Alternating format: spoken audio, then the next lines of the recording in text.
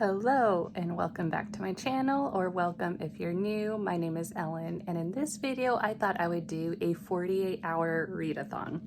So it is currently 11:30 a.m. and I'm just like, I'm gonna go from noon to noon 2 days from now. So today is the 21st of August, and I just thought I would read as much as I can for 48 hours. I am not realistically expecting to read a ton because of my daughter and things, but I'm like, I just want a way to push myself to read more, to not watch as many YouTube videos or do whatever else that isn't absolutely necessary. So I thought I would do this and kind of push myself to see how much I actually can read and see how much spare time I actually have for reading. So I am currently listening to Breasts and Eggs by Mieko Kawakami. This book is actually pretty interesting. I'm currently on page 110. This book has 2 parts to it, so I am getting close to the end of the first part. And so far, this book is talking about a lot of it like the female body. As you can tell from the title, this is set in Tokyo, and also they reference a lot of Osaka, Japan. And the main character is Natsuko. You primarily get her point of view, but you also get little snippets of her niece from her journal entries. This book follows Natsuko and her older sister Makiko, and Makiko's daughter Midoriko. I know, the names are a little confusing, but you primarily get Natsuko's point of view, like I mentioned, and she is 30 years old as far as part 1 goes. Makiko is 39, and Midoriko is said to be in the 6th grade, I think, so she's around 12. In the Japan school system, they do 3 years of middle school and 3 years of high school. So yeah, she's still in like elementary school and going to start middle school, which is 7th, 8th, 9th grade. So Midoriko is currently learning about the female body, like menstruation, the menarche, the first period and stuff. And she is completely not loving that subject. She doesn't like how her body's changing, how she's slowly getting breasts, and she is adamant that she does not want children. Makiko, her mother, is currently in the process of wanting a breast augmentation, and that is the main reason why her and her daughter Midoriko went from Osaka to Tokyo to visit Natsuko, Makiko's younger sister, because Natsuko lives in Tokyo. She's a struggling writer, and the doctor that Makiko wants to see for the breast augmentation is in Tokyo. So they decide to spend a couple nights there. So this first part is kind of talking about their stay for the first 2 nights, and you kind of get a lot of info about Makiko and Natsuko and some of their thoughts on like the female body. Makiko obviously has some self-esteem issues when it comes to her body. Like, I guess she got super thin. Natsuko was really shocked at how kind of old and worn out and thin her older sister looked, and they did not grow up wealthy. They actually struggled a lot. Their father kind of disappeared. You don't really know what happened to him. He was kind of a lazy bum, if I'm being honest, and he just chain smoked all the time. And then one day they came home from school and he wasn't there. Their mom worked a ton, and then they moved in with the grandma after the dad disappeared, and both the mom and the grandma passed away within 2 years of each other when Natsuko was still semi-young. So it's only been the 2 girls, Makiko and Natsuko, for a really long time, and they're not doing so great financially. And in any case, you kind of hear about how Natsuko is worried about her older sister.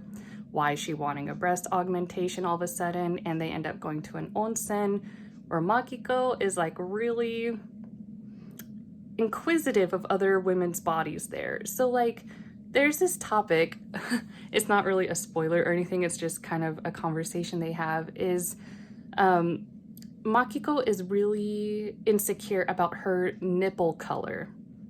And like for Americans, I feel like most of us are like, who cares what color the nipples are? Like, no one but someone we're intimate with will really see that, But in Japan, they go to hot springs. It's a very common thing that many people do. And in the public bathhouses, there's a women's side and a man's side, and you're completely naked. And that is completely normal over there. Like, you're completely naked. So I guess from a Japanese standpoint, your nipples are kind of on display a lot if you decide to go to onsens or a public bathhouse.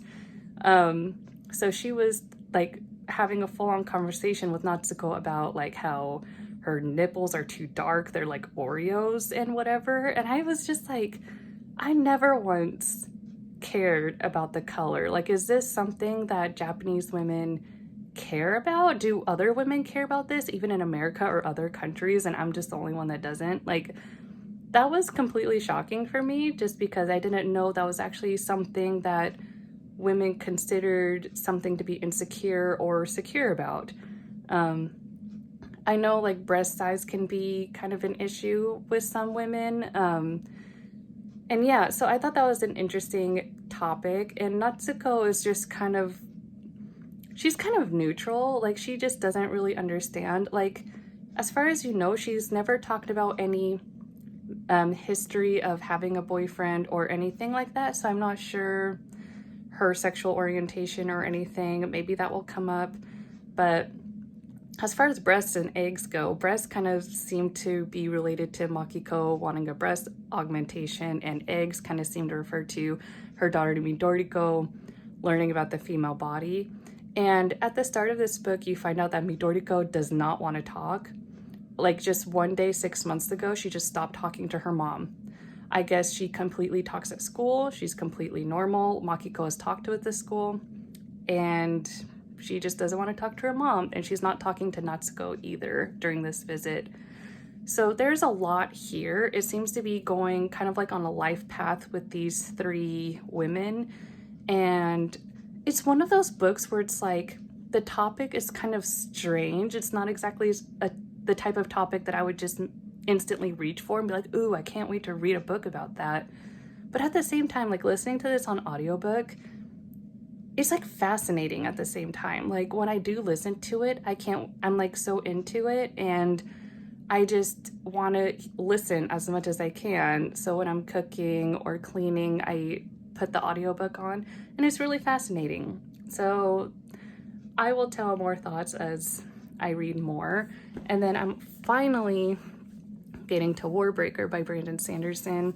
I didn't read a lot. I'm currently on page 166, so I only read like 20 pages from the last time, but this is really interesting as well. I don't want to spoil too much, but I'm at the point where Siri, the sister that ended up married to the God King, is at the arena, and her sister has made it to the capital and is trying to save her. And it's getting really interesting. Like, so far, I'm not super into Vivenna's point of view. I'm hoping that changes though. Like, right now, like, Light Song's pretty interesting. He's one of the gods, and he's kind of skeptical about the own religion that he's part of inadvertently. He didn't really ask to be resurrected as a god, but so he's a really interesting perspective, and Siri is really interesting as well. So Vivenna, I'm hoping her point of view gets a little more interesting. But yeah, these are the two books that I hope to focus on for the next 48 hours. So I plan to keep reading until August 23rd until noon. Of course, I will sleep. Of course, I have to play and spend time with my daughter. My husband's working. He's gone for the next 3 days. So I just thought this was the perfect time to dedicate to reading in the evenings and during her nap time. So anyway, I will check back in when I have something to update. Hi, just checking in. It is now the next day. So it is currently 1 o'clock. So it's been like 25 hours since I started. And yesterday, I got like, I listened to like 35-ish more pages of Breast and Eggs. I was making spinach banana muffins for my daughter. So I was listening to the audiobook while I was baking. Since, even though it's only 35 pages, something really big happened between Midoriko and her mom. Like, they finally had the confrontation on why Midoriko stopped talking to her mom. So you kind of get a little bit more insight to that. And then they ended up going back to Osaka. They only visited for 2 days. And I forgot to mention, I am doing this book as a buddy read with my new friend Prashanti from Literary Musings. I'll have her video, or not her video, I'll have her channel linked down below. We were originally going to buddy read Heaven by the same author, but there was like trigger warnings for intense bullying, and it was just really, really heavy. It was a really, really short book, but we still couldn't keep going. So we decided to buddy read this one instead. So I reached the book 2 in this, and so Prashanti and I are going to continue on with this one. We don't have like a set date on when we need to finish this, but we're just going to keep plugging through. But yeah, I reached part 2 or book 2. And yeah, it's been pretty intense. Like, something I noticed, at least in just the 2 books that I've read by Japanese authors, I feel like they're really good at making an impactful book without needing something overly dramatic to happen. I feel like maybe in American books, we like the flair of the dramatics, and there's like these huge scenes that happen with like these really big plot twists and things, whereas these books are a little bit more muted and toned down, but they're still really impactful with their message. That's what I'm getting so far. So anyway, yeah, really good scene in here. I don't want to do spoilers, so I won't give much more info than that. And then I read more of Warbreaker last night after I finished baking. I read about like 75-ish pages of this. I was on like page 154, now I'm on page 225. And don't want to do really big spoilers for this either, but I reached a really funny scene in this book where Siri, the sister that is married to the God King, she did something really embarrassing to kind of help her situation, and it made me laugh out loud. I think people who've read this book know what I'm talking about. It was like on page 191, made me laugh. And this book is actually humorous. Like, I wasn't really expecting this book to be funny. I thought it was going to be like a really serious adult fantasy novel. And while it does have its serious moments, some of the characters are just really funny, or some of the things they do are really funny. Light Song, one of the point of views from a returned god, he's pretty funny. He's a god that doesn't even really believe in his ability, his reason for being a god. He doesn't really believe in it. And he is really interesting. And I really like the 2 mercenaries that are hanging with Vivenna. She hired them for her own reasons on trying to help her sister Siri. And Denth and Tonkfa, I think is how you say their names, and they're really funny as well. So I've actually been kind of chuckling to myself way more often than I thought I would with this. So I'm going to keep on going. My daughter is down for a nap just now, so I'm going to keep reading this.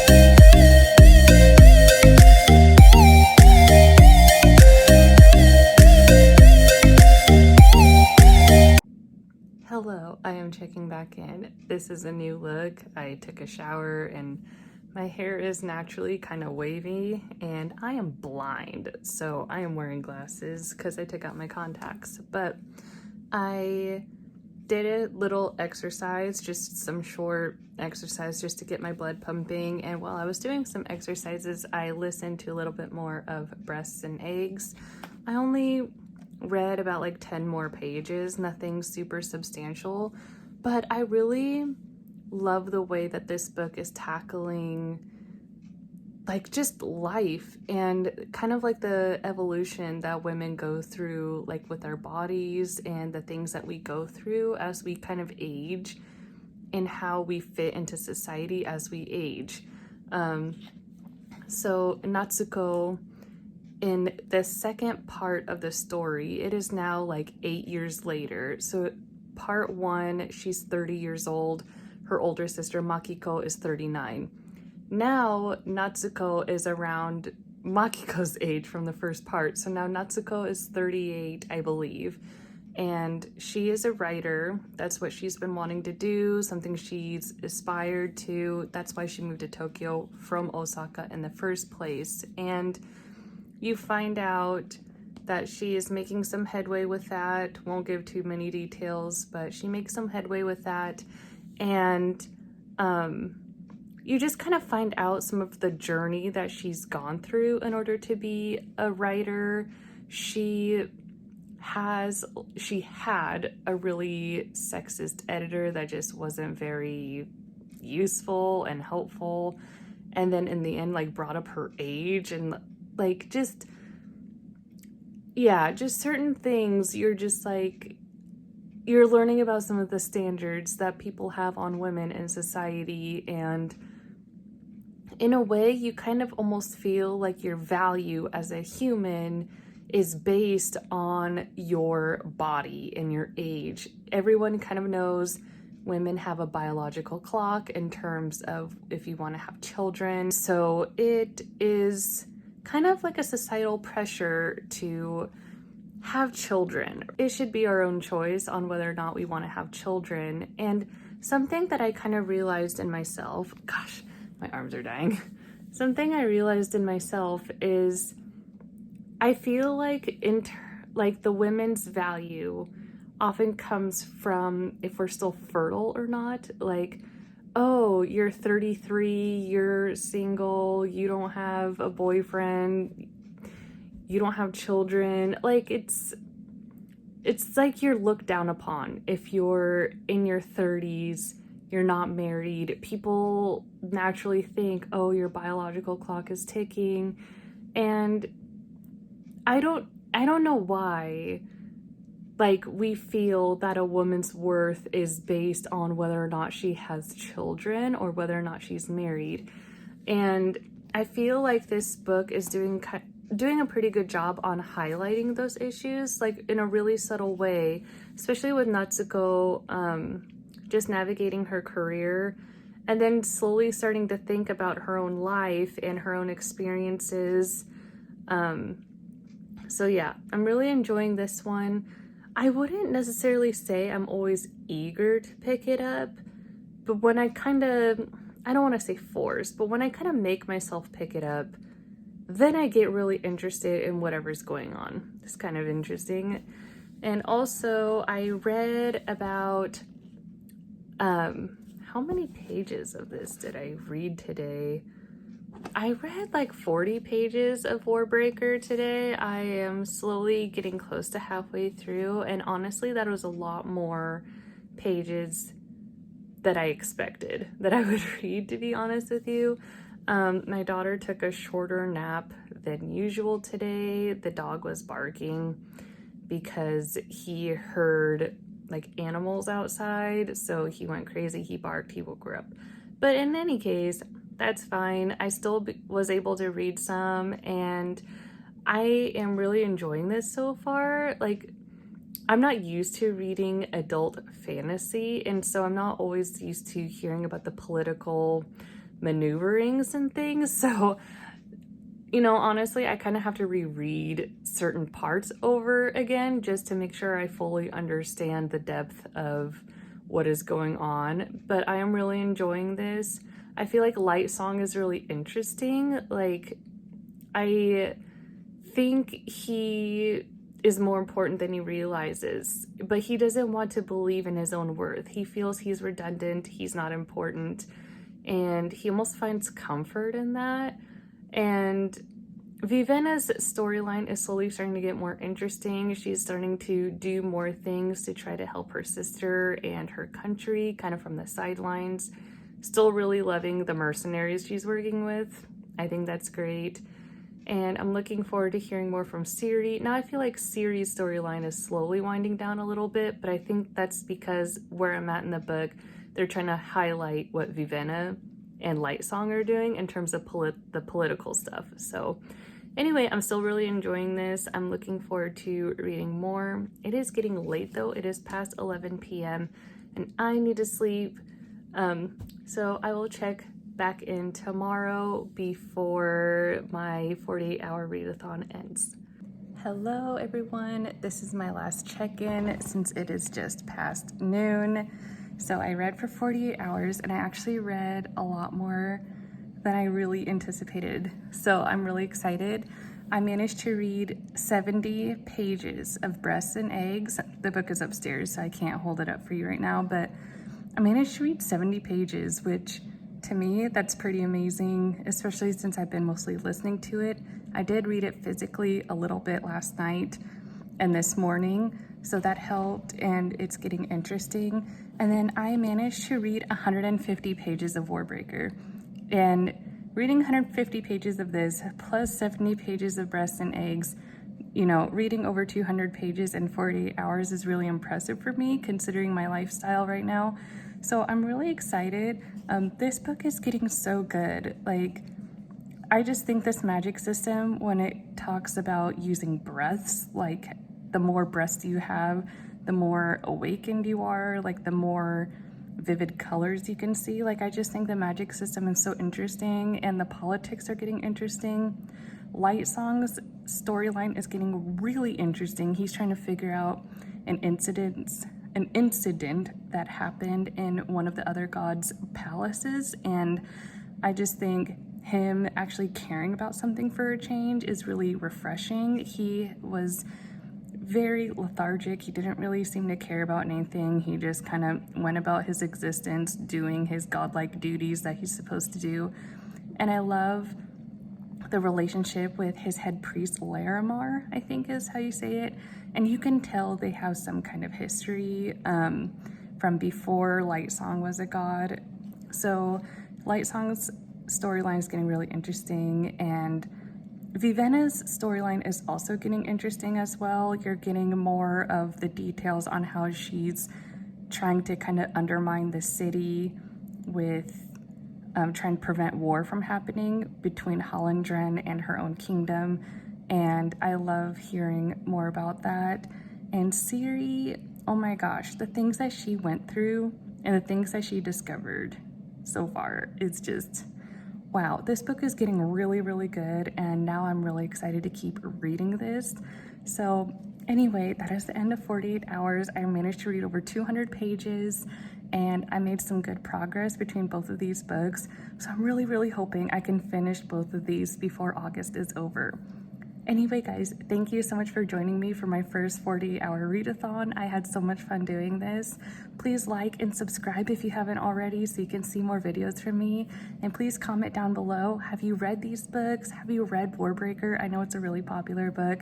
Did you like it? Do you recommend it to people? Have you read all of the Mistborn, Stormlight Archive? Because those are next on my list after I finish Warbreaker. Anyways, I hope to see you guys in the next one. Bye.